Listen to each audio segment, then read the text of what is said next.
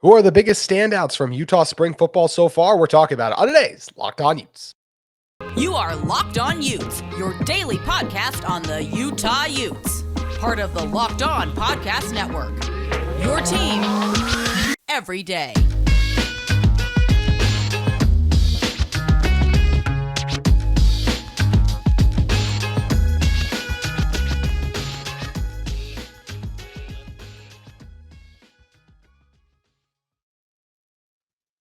Hello, everyone, and thank you for making Locked On Utes your first listen every single day. My name is JT Wistrcill, former intern inside the University of Utah Athletic Department. Today's episode is brought to you by FanDuel Sportsbook, the official sportsbook of Locked On.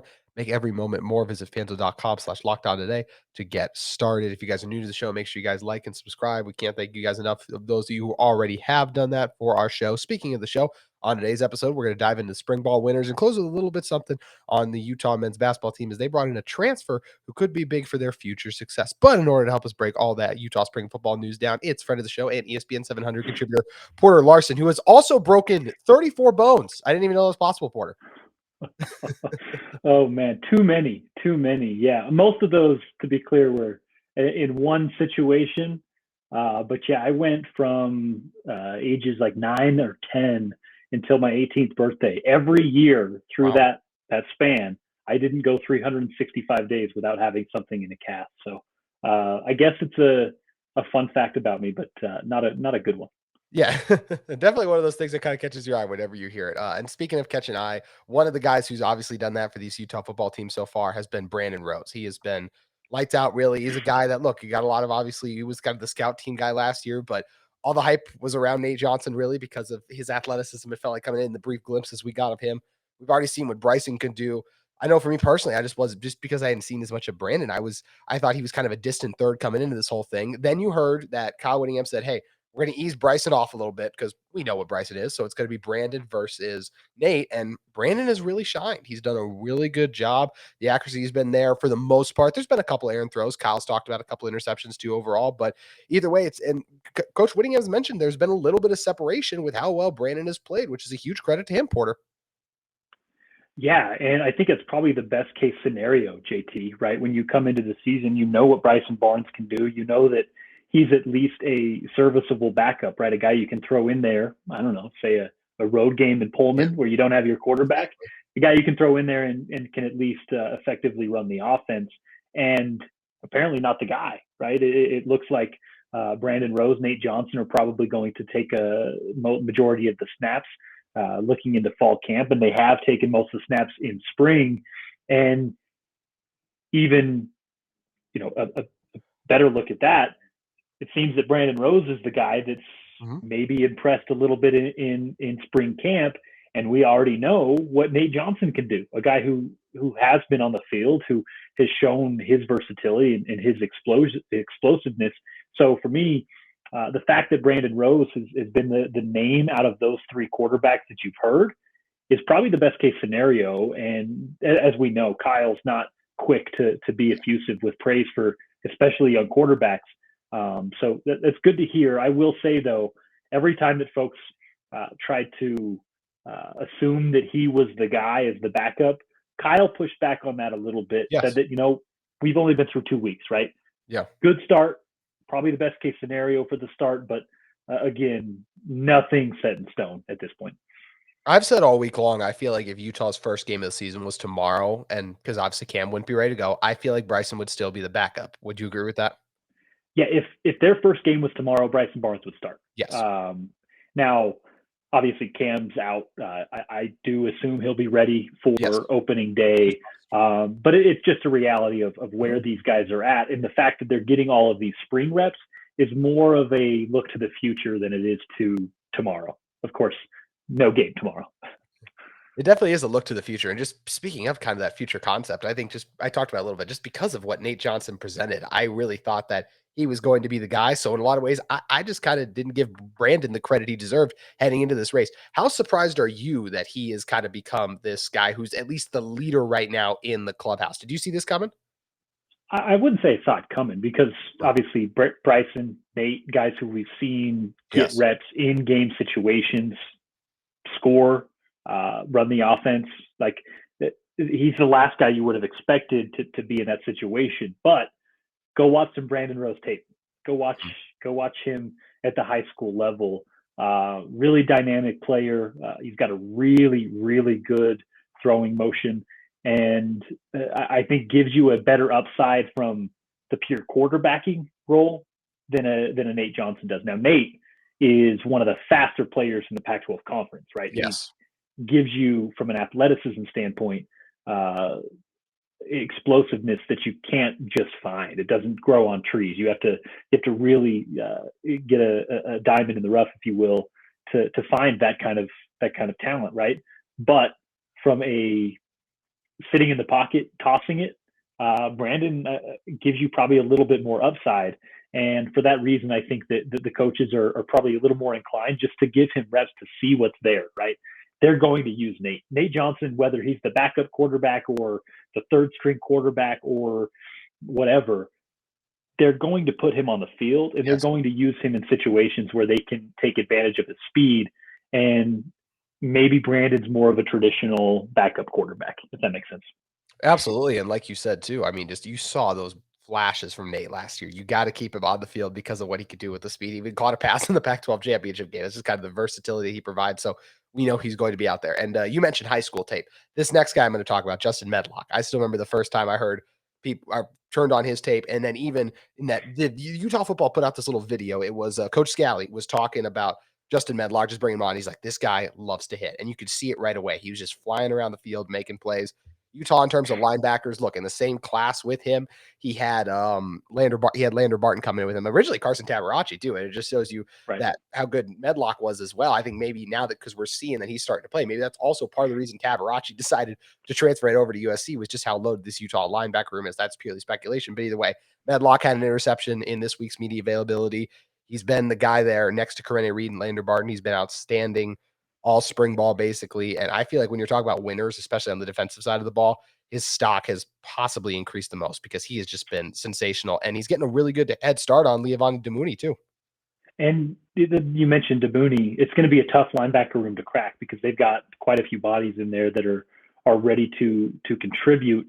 The thing with Medlock that you mentioned coming in, for me, the thing that stuck out from him has always been his physicality. His coming up to the line of scrimmage, stuffing the holes, and not a huge guy, right? He's not a Cody Barton, but he's really good at reading at the line of scrimmage and coming up and bringing some force behind him. So the fact that you say, I haven't been able to be up at those practices. I've been hosting the afternoon show lately, and that's when those media availabilities have been. The fact that you say he's been making plays in coverage makes me really, really interested, intrigued, because that's not what I've seen as his strength. He's good. He's an athletic kid, but that's never been his strength, at least when I watch tape. So now maybe he's rounding out his game, right? He's becoming more of a full-fledged player, and that gives you some confidence to think that he could be a contributing factor in this coming season.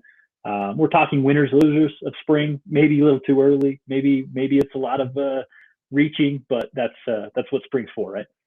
Absolutely. And especially when you talk about guys like Brandon and Medlock, I mean, as we said, these guys are some of the biggest winners because they've already taken their stock so much. Like, yes, Medlock could have been the next guy, and it's like, oh, he's just kind of out there. He's not really making plays. It just seems like a placeholder for Leavani, but no, he's actually doing a lot of really positive things for this Utah football team. So it's going to be fun and interesting to see how those guys continue to progress over the next couple weeks, because we only got a couple more spring practices left already. It's crazy how fast the time has flown by, and we're not done talking about winners just yet. We're going to talk about a couple of guys who've really showed out for this Utah team in the limited spring practice we've seen so far. But first, I want to talk to you guys about our friends from FanDuel. The NBA playoffs are almost here, and now is the perfect time to download FanDuel, America's #1 sportsbook, because new customers get a no-sweat first bet up to $1,000. That's bonus bets back if your first bet doesn't win.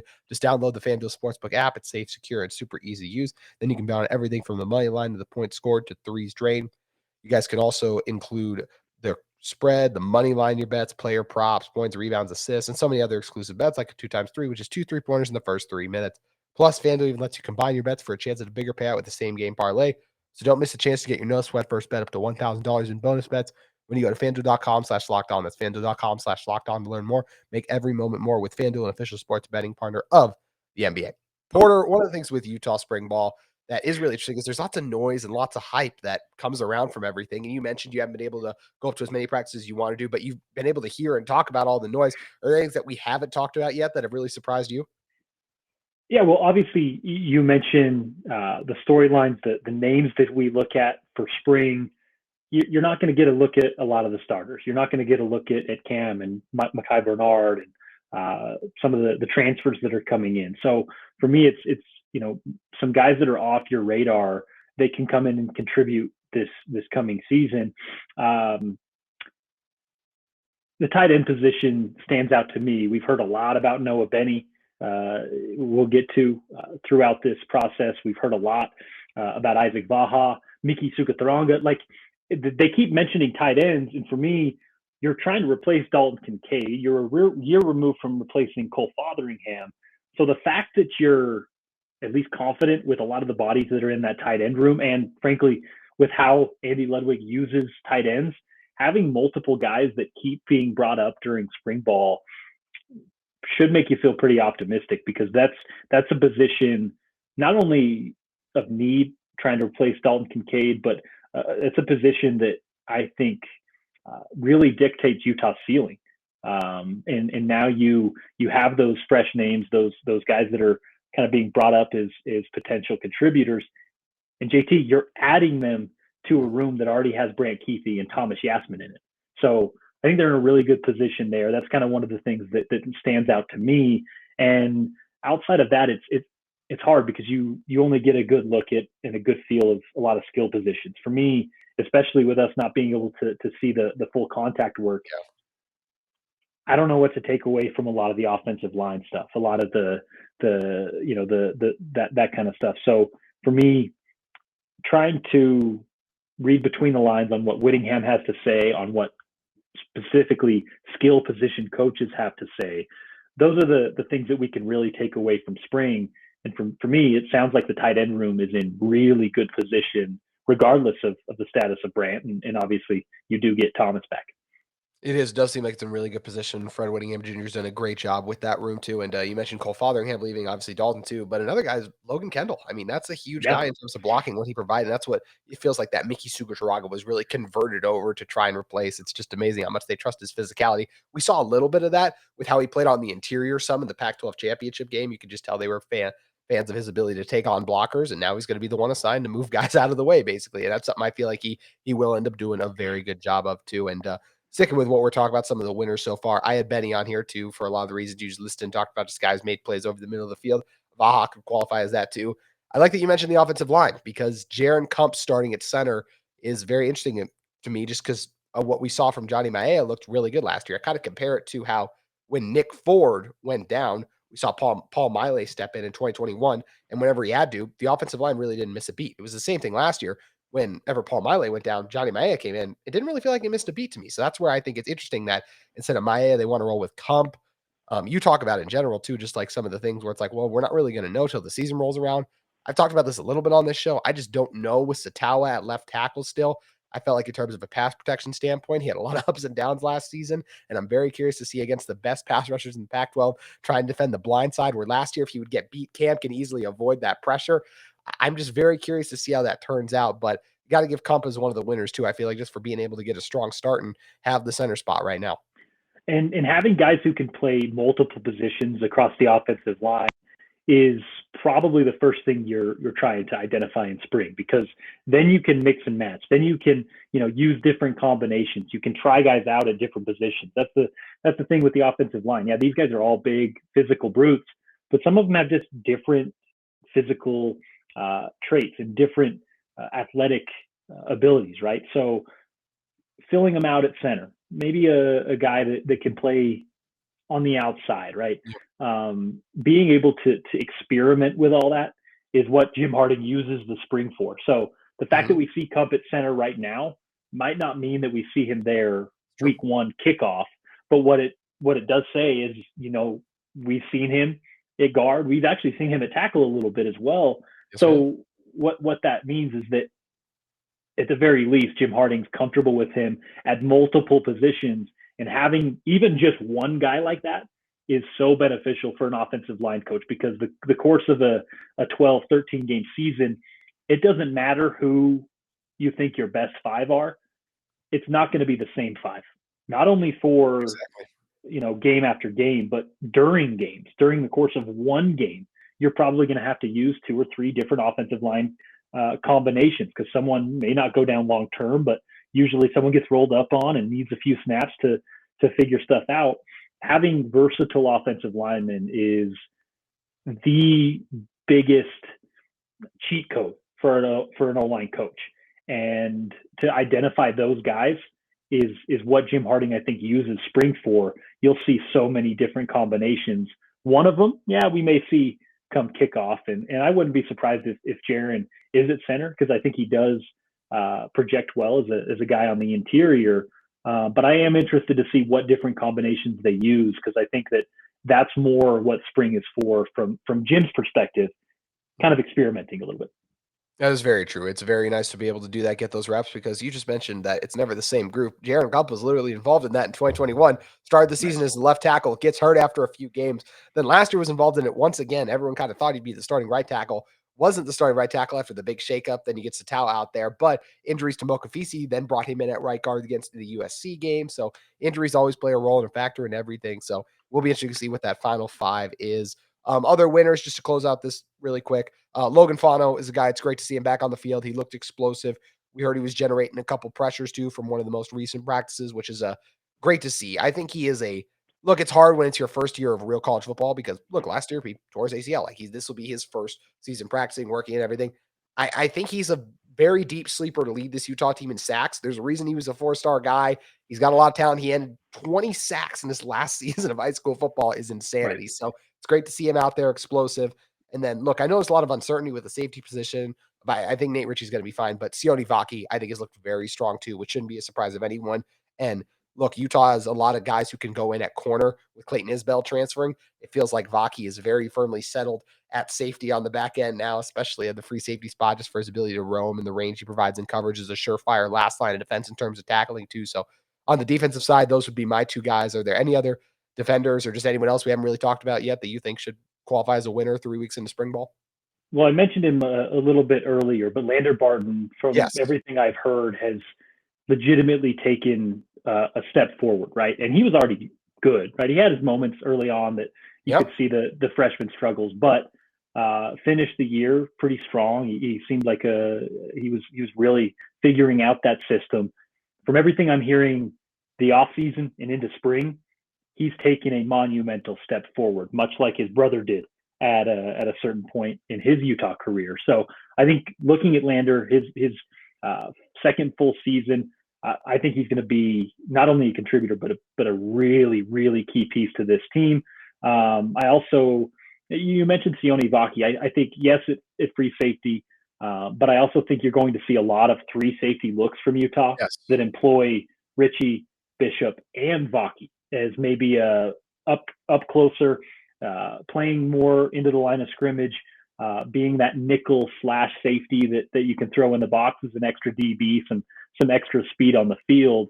So I like that you bring him up. The only other name I'd bring up in the backfield is Miles Battle, a transfer from Ole Miss, a guy that has a lot of SEC experience, plenty of snaps under his belt.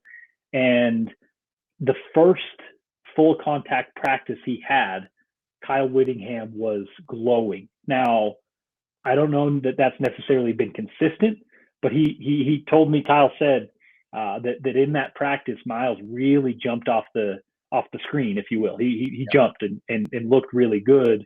And, to add a guy who has SEC experience, who's been in there, done that, I think it's really beneficial. Whether he's a starter or not is not important, because he's a guy who he's going to get reps. And at corner, we know how often they switch guys in and out, and he's going to be a player to watch come fall.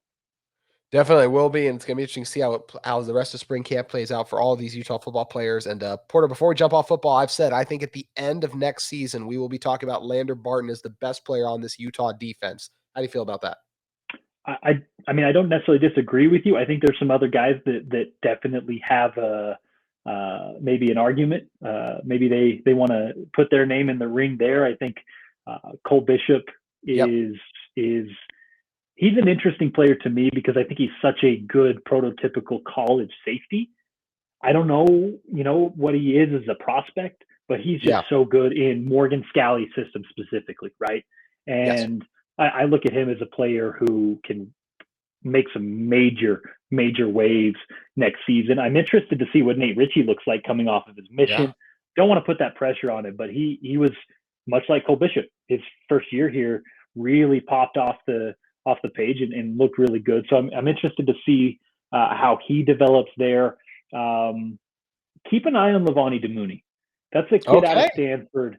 That's a kid out of Stanford who I know he's coming in as a grad transfer. I know he's fresh with this Utah system. But if you guys go back and watch that, not even just Stanford season, go back and watch that game in Salt Lake City and watch number 3. He's legit. He's an all Pac-12 type player, all conference type player who you're adding into the mix. And I think only going to get better as the cast around him does. Also, I'm interested to see the leaps that Connor O'Toole makes. Yes. He came over as a pass catcher and immediately looked pretty fluid as a pass rusher. And a year, an off season, spring ball, and a so fall much camp. Over the course of the season too. That's another thing. So now that a spring and a fall camp and another season under his belt, how many more strides can he make?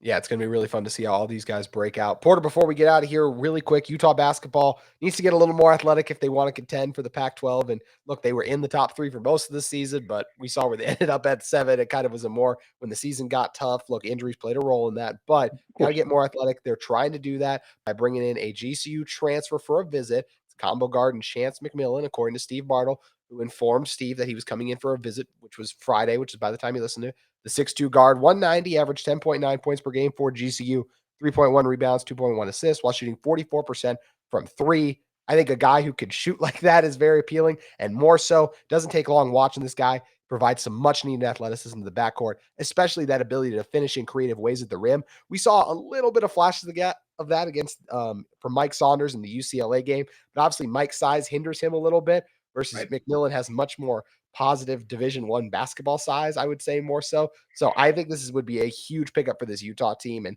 look, Utah's not the only one who wants him. I think the most competitive team, well, I guess USC is also, I don't know how I missed USC the first time I looked at this. Obviously USC would be one. The other one's very interesting to me is Georgetown with Ed Cooley going there now. So I feel like it'll be a 3-team race there, but look, in terms of how much he could have the ball in his hands at Utah, I think it'd be very appealing. And this would be a huge land for Craig Smith in his program. Yeah, I mean, he's 6'3", 190, really long as well. So he has those traits that you want to see in a wing that gives you a little more athleticism than you had. Now, Raleigh, the guys that are in that locker room, I think performed really well, but there's just some limitations to the roster. And it's not just about more athleticism. It's about more depth too, right? Right when you saw those injuries start to stack up, instead of being able to weather the storm, the bottom fell out because they didn't have that depth, right? So you add a few pieces to it. Yes, you do need to get a little bit more athletic, but you also just need more competent bodies in that locker room, adding to the recruits that Craig's already brought in. I like this kid from a standpoint of long, rangy defender, really good on-ball defender. And then on the other side, he can score from all 3 levels. And JT, I don't know how much folks have watched him.